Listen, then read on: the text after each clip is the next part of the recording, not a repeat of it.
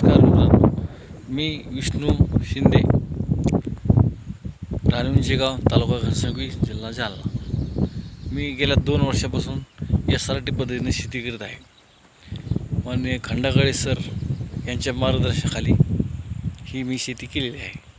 तर यावर्षी 2x1.5 या पद्धतीने मी कपाशीला बेडवर लागवड केलेली आहे. मागच्या वर्षीचे कपाशीचे खोडं तसेच ठेवून गव्हाचं पीक घेतलं.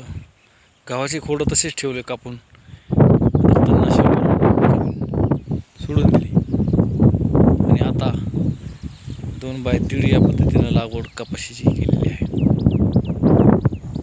बघू शकता मित्रांनो,